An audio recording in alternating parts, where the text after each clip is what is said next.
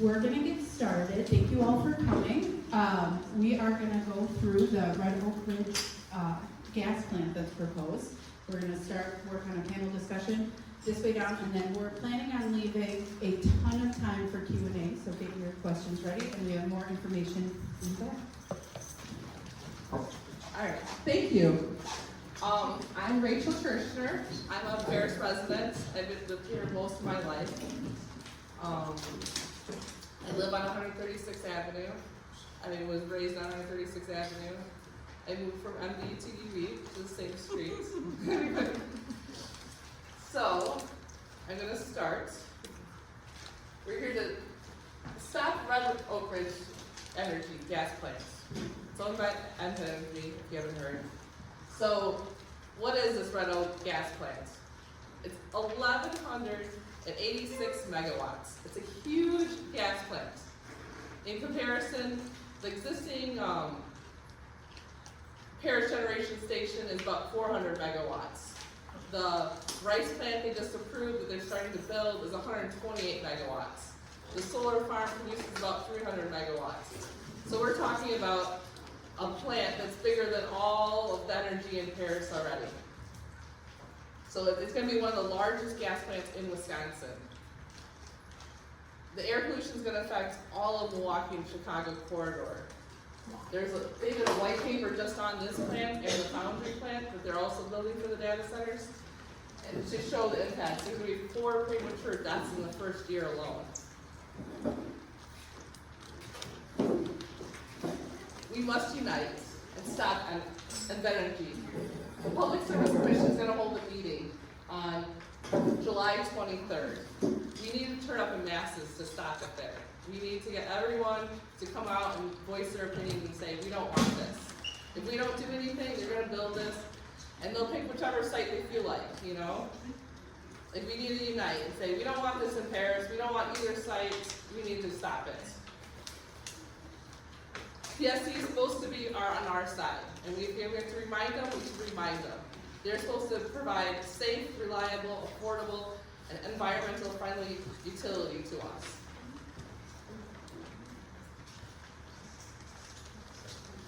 Alright, so this is what's crazy to me. So it's a merchant power plant.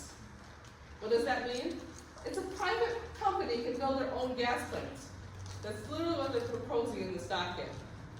That there's a private company with no need analysis, no cost analysis, that they can build a plant. It's crazy to me. And then we're left with the long-term effects of this plant. Yet, the whole funny thing about it is they're applying for a certificate of public convenience and necessity. The whole thing seems wrong on the base level. Tricky. This is how they get around it. So Red Oak is proposing it, but wait, there's a whole other docket out there where Invenergy wants to purchase it from Red Oaks. They're doing this so they can segregate the cost analysis away from the building of the plant. So what they say, this is needed for VLC's load obligations. Does anybody know what a VLC is? It's a very large company. As far as I can see, none of us are a very large company. So they even mentioned in this PSC docket that for the incremental load for this VLC, this natural resource would not be required for Wisconsin Electric's generation portfolio. So if we didn't have this very large customer, we wouldn't need this gas plant. So I know people go around saying that, oh, we need this because of the coal plant that shut down in Pleasant Prairie. That's not true. The coal plant shut down in 2018. Have you had blackouts? No. This is purely for this very large customer. And this docket's great because there's so many redactions, confidential information, you can't even read all the numbers. So why didn't they put these in the same docket? Because they want to fast track the approval of the one so you don't have all the information. They don't even link the 2 dockets in the PSC. And here's what I'm most afraid about. So they're trying to approve the plant, Red Oak Ridge, using a 20% capacity only. So they're only going to use this giant plant 20% of the time. So 6 days of the month. That's what all their estimates based on. So their well capacities based on 20% only. They're not even doing the full analysis. What if they ran the plant fully 365 days a week? My concern is that they get this approved, and then you know what's going to happen? Invenergy is going to knock on DNR's door. Can we increase our capacity? We need extra capacity. And who's going to tell Invenergy's no? You know, like this is what's going to happen. This plant's going to run higher than 20%.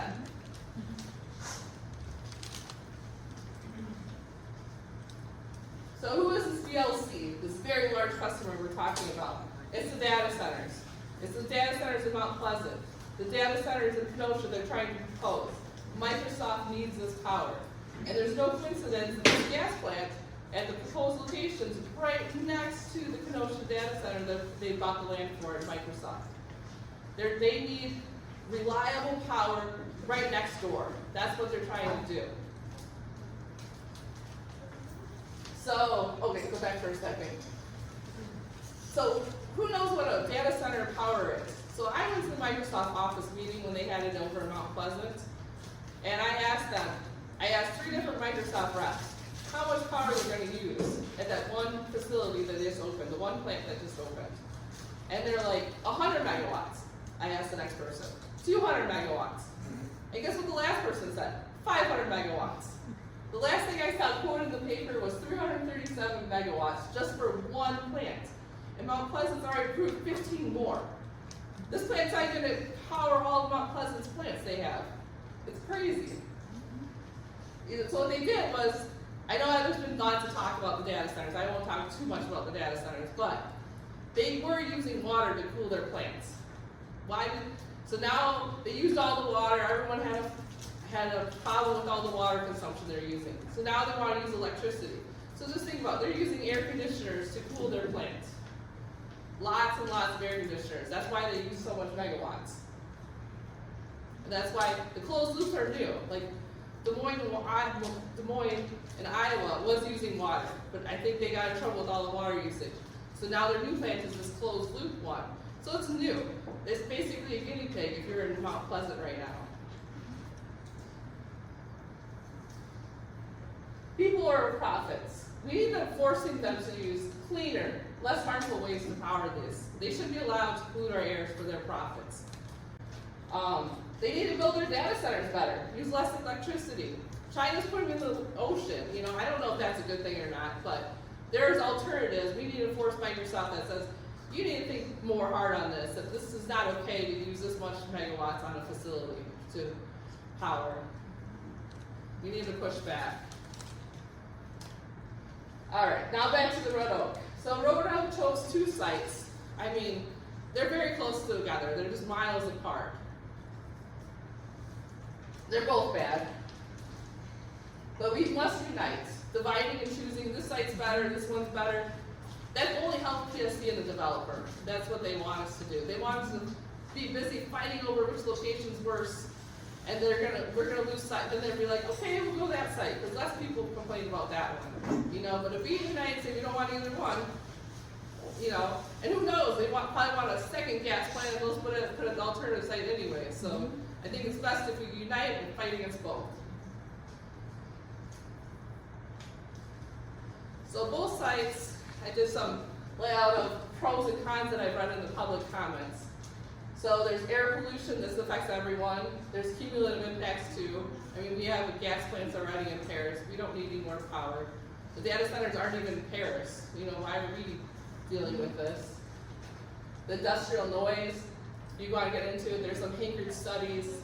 It's very disturbing when you read it. Then you read the Hankered studies. I mean, they put silencers that's not in the application. They do all sorts of things in your consulting report. So if you want to get really into your public comments, you can start reading these biased consultants they have. They increase traffic or declining property values. I mean, nobody wants to live next to a gas plant. That's why we're all here, I'm sure. The ridiculous 20% capacity. Not much examination to the brownfields or alternative sites. They went straight to, let's build on the nice farmland. Power concentration, we already have enough power in Paris. Additional pressure on our fire department. Continued industrialization of our area, no longer farmlands. And like the mailing list doesn't even notify 3 miles square of this. You know, it's like barely a mile around the plant. They're doing the bare minimum. So here's the proposed site. I don't know if everyone knows it. So here's 94. This is the highway 94. This is Highway E. This is 136th Avenue. And this is 142. So here's Marsh Cheese Castle. Here's Uline. Here's Amazon over here. They're trying to build it right here, right off I-94. This is actually an airport zoning district. So the Kenosha Airport has a runway that literally flies over this. Wisconsin DOT raised concerns that there's, due to I-94 traffic, that the stacks are like, I can't remember how tall they are, but they're 1,000 degrees hot. So they're releasing this hot air that they had concerns that when it was winter, that all of a sudden it's going to be black ice there. Yeah. Different conditions. Yeah, like it's a huge concern. Wisconsin DOT raised it. And the last time I looked at one of the reports, they did study the plumes based on 59 degrees outside. 59 degrees. I'm like, I don't expect plumes at 59 degrees, but they did find 0.2% probability even at 59 degrees. There's the nearby workplaces with this one. There's lots of workers at Amazon. Let's go to the next one. So here's the alternative site. They're actually the same size. It just looks deceiving because they're running to the existing plant. So this is actually closer to existing homes. I don't know which ones they bought out, but it was like going around the houses here. It was crazy.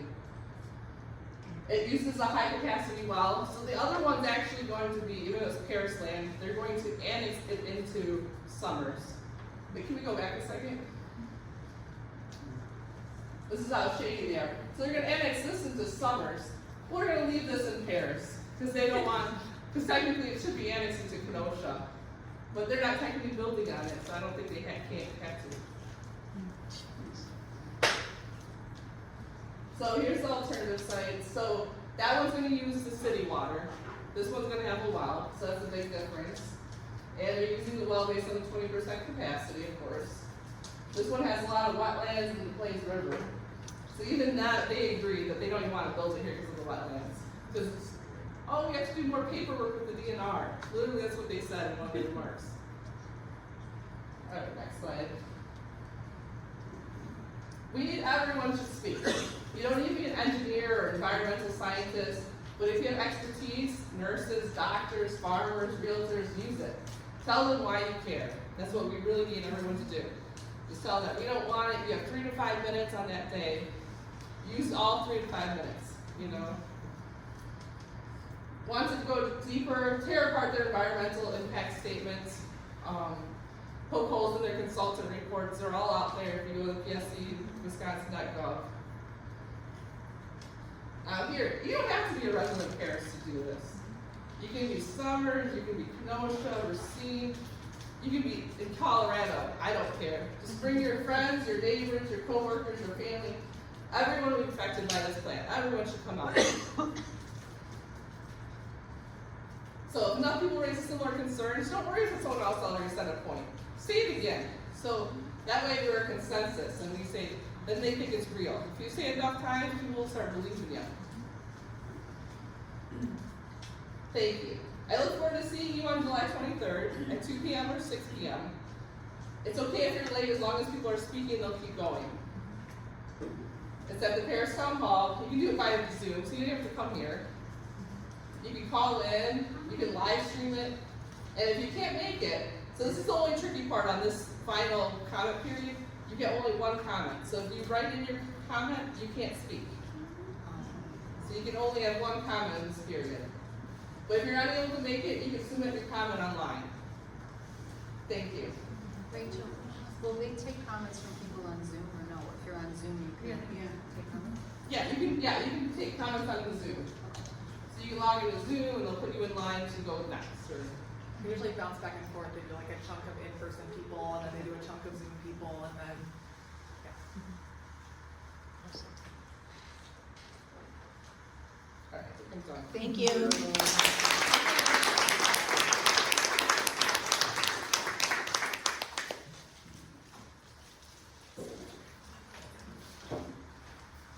Hi everybody, my name is Victoria Gile. I am a primary care doctor, and I'm here to talk about the health impacts of plants like this. I entered medicine to help people, as probably many folks that you know who are in medicine say. And there are lots of ways that in my official role as a physician I can do that, but I realized pretty quickly in my training and in my practice that a lot of my patients' health is really determined in the communities that they live in long before they step foot in the office where I'm taking care of them. And so that means, I spend my day job sitting with patients face to face, talking about their diabetes, their blood pressure, whatever else is bothering them in their sort of traditional healthcare realm. But I spend my evenings doing stuff like this, like trying to make it clear to people and sort of like do a little bit of more storytelling around the fact that these issues matter to your health, they matter to the health of the people around you, they matter to the health of your family members, kids, grandparents. This all makes a difference to what our community's health looks like as a whole. And a big part of that fight for me is stopping Wisconsin utilities from building new gas power plants, especially recently, because the number that are proposed over the past 3 or 4 years just have been astronomical. And it's undeniable that burning gas pollutes the air with all sorts of air pollutants. There's particulate matter, there's nitrogen oxide, ozone, and dozens more that we are exposed to. And these pollutants are harmful to literally every single organ system in your body. They cause worsening of essentially every disease that you can be diagnosed with. And every pound of gas, of coal, or of any fuel that's burned adds these pollutants to the atmosphere. And every time you breathe them in, they damage all of the delicate systems that are trying to be balanced in your body and make you the healthiest version of yourself. Study after study after study shows that even small amounts of exposure to air pollutants cause health harms. There is not a safe exposure risk to any of this. But we're not talking about small amounts of exposure for this. As we have already talked about, like, this scope of pollution is just wild. Together, the Red Oak Ridge and the Foundry Ridge would emit as much air pollution as all commercial fuel combustion in Kenosha and Walworth counties combined. I'm gonna say that again. If you take the amount of air pollution that we already experience from the power systems in every office building, school, hospital, store, restaurant, church, hotel, jail, government building, and you double them, that's what we get if we build these plants. If the pollution was being created to serve the facilities that we need to build functional communities, that might be one thing. We could probably do it better, but that would be one thing. We need to power our clinics and our grocery stores and our elementary schools. But the energy companies are not building these plants because they expect our communities to double in size and need all of these vital resources that are important to us thriving. They're building these gas plants to power data centers. Right? They're very clear about it. Very large consumer. There is one thing that means in the state of Wisconsin right now. And those data centers cover acres of natural landscape and prevent it from removing the stores and schools and churches we need. The data centers that use so much water that nearby wells run dry. The data centers that are hailed as job opportunities, but create about 1 job per acre of land that they make, or that they use up. So We Energies and Invenergy, they say that they have to build this gas plant.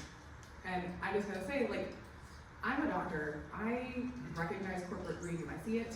I spend every day fighting with pharmaceutical companies and organization companies saying, oh, we have to do this, it's the best thing. And like, no. The same way that the pharmaceutical companies and the insurance companies push cheap meds that optimize their profits, not their customers' health, We Energy says this gas is the only option because they are also prioritizing profit over health. And to be clear, I don't know how much we're getting into this with other folks, but like, the more money We Energy spends on big, expensive pieces of infrastructure, the more money they make. and they are building this big thing because it will make them a lot of money. And they don't care if it makes you sick, because they have no investors who care about that outcome.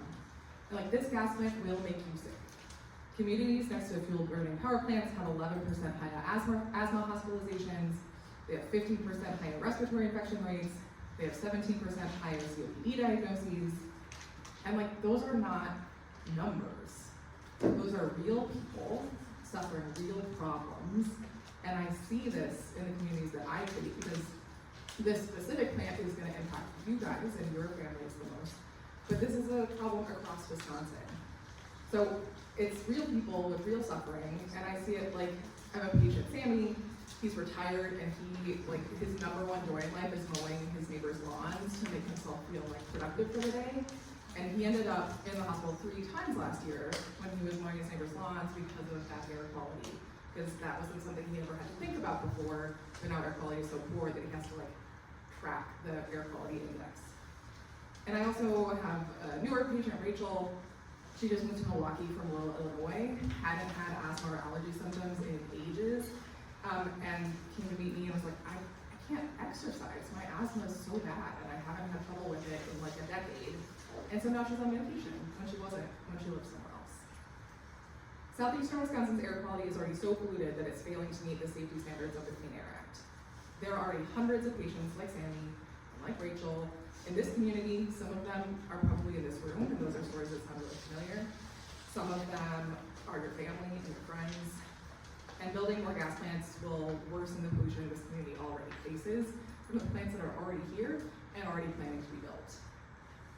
As a physician, I have a duty to save lives and prevent diseases, and I say that no community should be sacrificed to meet the energy demands of a hyperscale data center and have that community forced to grapple with the harms of a 1.2 gigawatt methane gas plant in 2026, when the science very clearly shows that we have better options and that we deserve better. Thank you.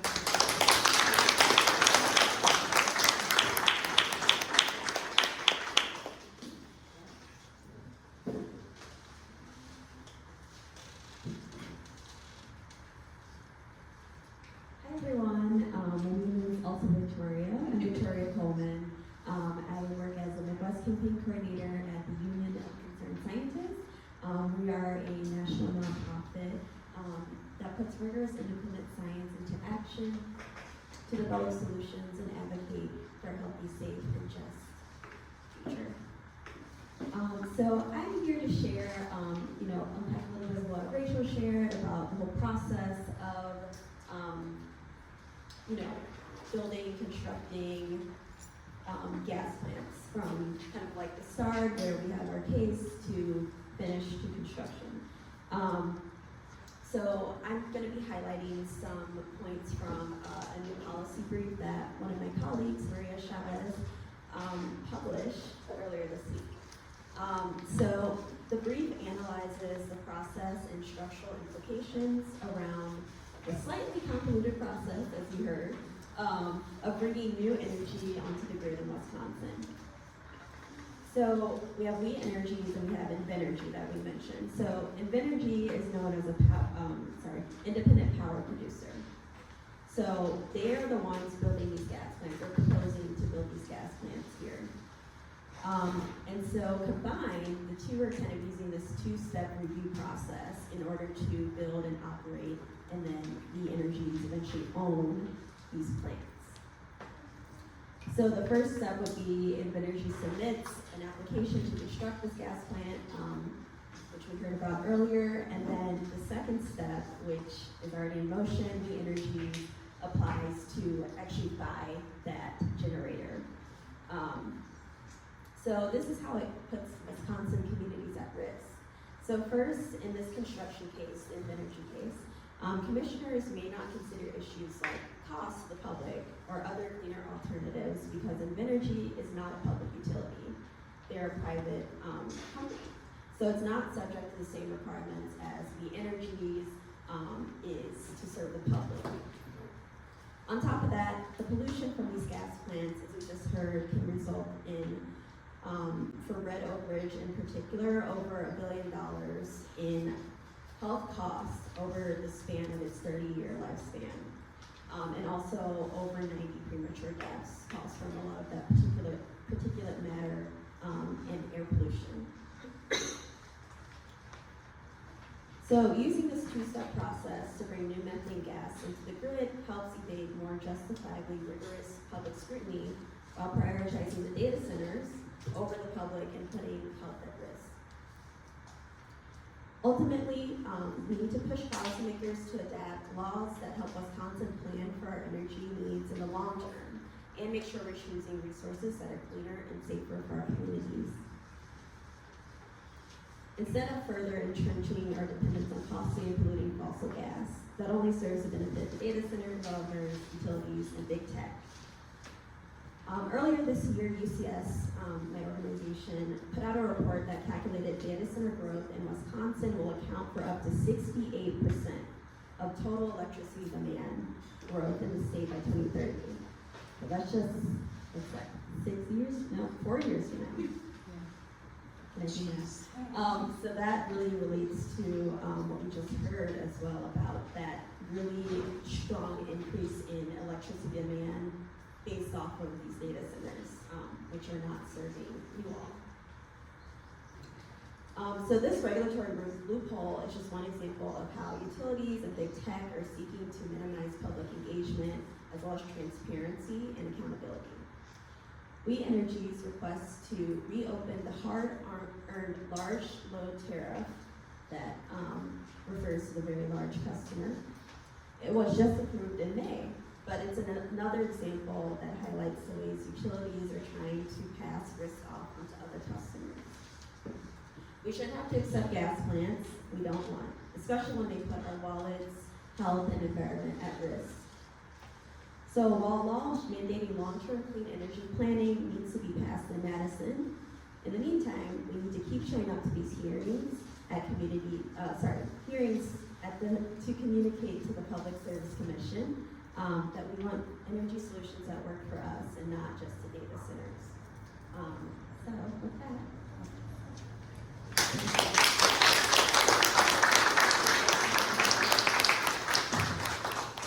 Hi, my name is also Victoria.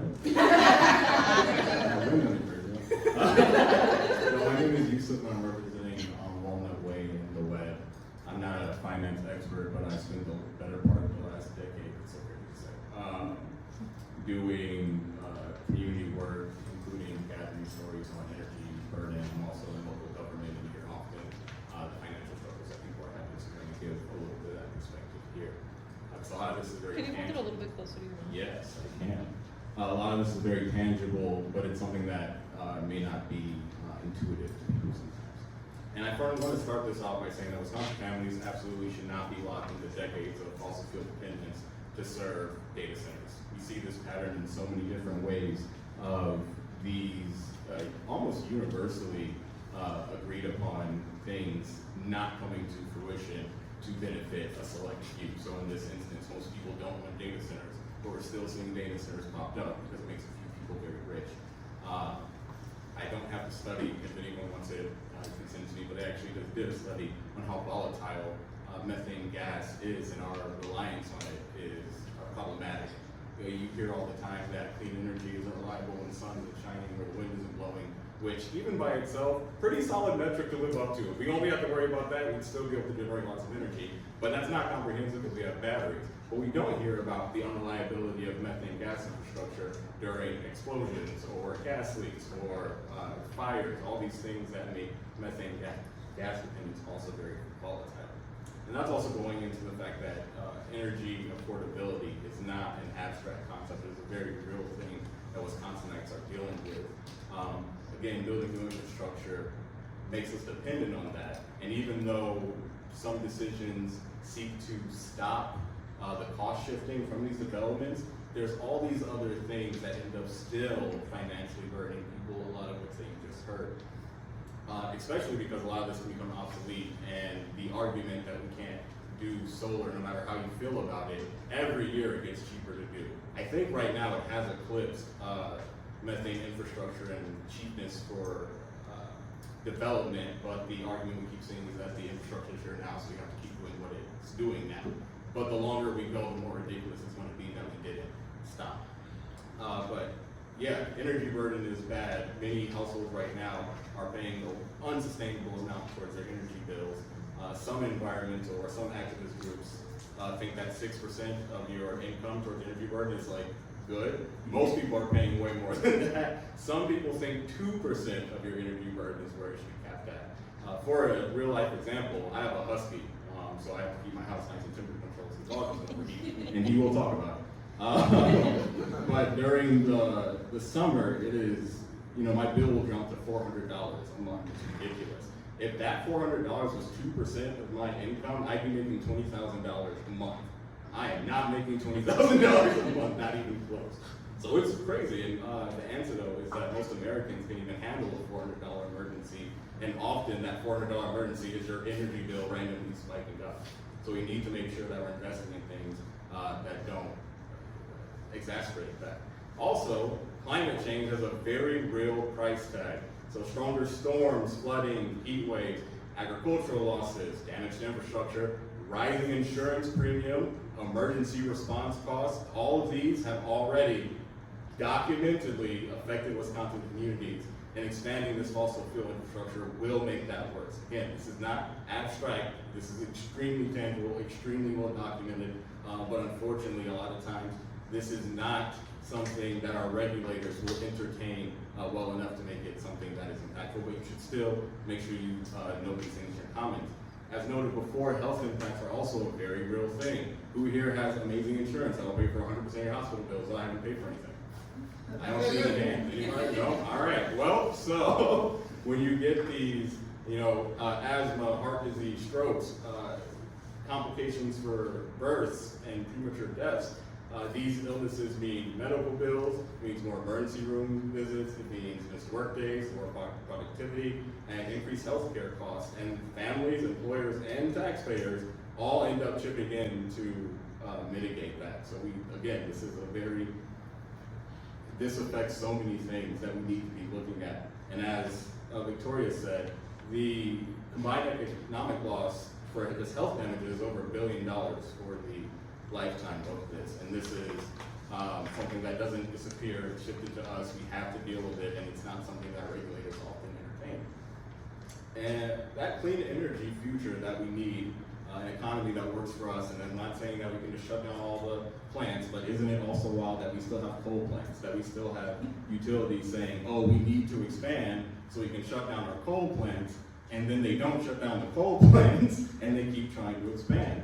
We need that wind and that solar. We need to diversify our energy portfolio so that it can be more stable, so that we don't have to worry about a war happening and then gas becoming more expensive and energy becoming more expensive because of it. We need to invest in infrastructure that lowers bills, that doesn't require continual fuel purchases, because every dollar that we spend buying more methane is a reoccurring expense. It doesn't stop. And investments in renewables, especially as energy efficiency continues to increase, is something that it holds value for decades. One of the other things that's really weird about this is the lack of transparency. Again, financial control is important. Victoria said that it's very clear, that these data centers, that these are used to power data centers, but often in the proposals, they won't straight up say that. They'll say a bunch of things that mean that, they'll say we expect this stuff when you ask them why, but they won't say this is for data centers because there's so much transparency issues that we have there, and that's not fair to us. If you're starting a business or have a proposal, you would need to be able to give some very comprehensive answers on what you expected your business to make, how they expected it to operate. A lot of these developers don't have to do that, even though your wallets will be at stake. So that affordability piece should include all costs, not just the construction costs, fuel costs, pollution, healthcare expensive, climate damages, all that stuff needs to be really brought to the table. And these effects are compounding, which means if you're suffering for some of them, you're probably suffering from many of them. And these are, again, just the tangible things. I think it'd be very naive not to entertain the effects of building more into a surveillance state, the effects of these stranded assets that we end up paying for forever, the effects of people's lack of trust in our government when these bipartisan issues are ignored and then something comes up anyway. That makes people not want to get involved, makes them feel dejected. Or this stuff just becoming obsolete, and as soon as it's built, it's not useful anymore. People think of this burden as, again, just the construction, but it's really electric bills and healthcare costs and climate damages all together are like the true cost of like how much this energy costs us personally. So please make sure you give a public comment, say all the ways that you're affected. As said before, if you have expertise, if you're a farmer, if you're a shop owner who won't get these awesome rates that these people get, if you are a vulnerable population, if you're older, elderly, or pregnant, make sure you mention all this stuff in your comments, because that is very impactful and it's something that they at least need to be faced with. If they're going to ignore it, make them ignore something. But please show up. That's the most important thing, and I will pass it.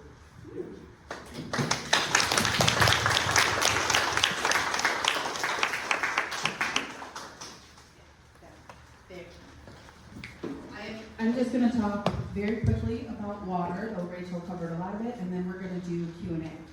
And I'm Elizabeth Ford. I'm with the Wisconsin branch of the Sierra Club.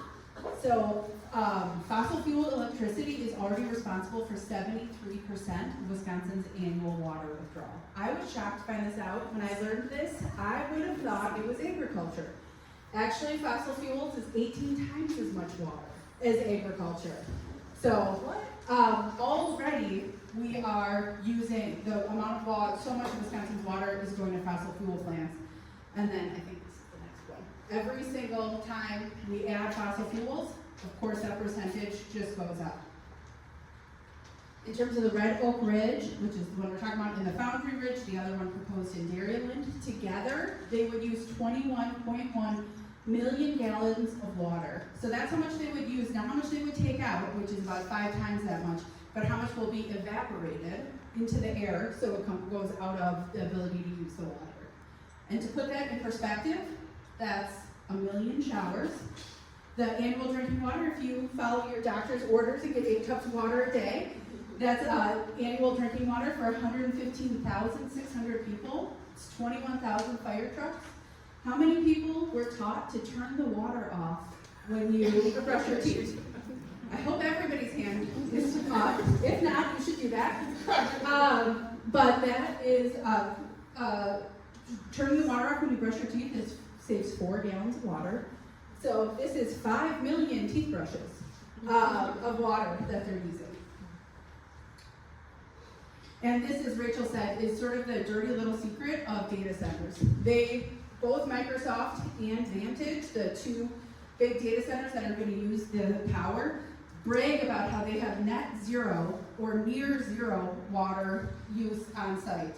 Well, what they don't tell you is that those closed loop systems use a lot more electricity that is coming from these gas plants that are just using the water here instead of there. And with the Red Oak Ridge plant, the summer, if they can annex summer, they plan to use Great Lakes water and seek a diversion in order to do that. So that's our water being used here to power these data centers while they brag about having net zero. I can answer any other questions about that, but I wanted to remind everybody what Rachel said at the top. Please come back in 2 weeks to this exact spot at either 2 o'clock or 6 o'clock, or it should probably last the whole day, and speak or join via Zoom or submit a written comment by August 3rd. And with that, we're going to do Q&A.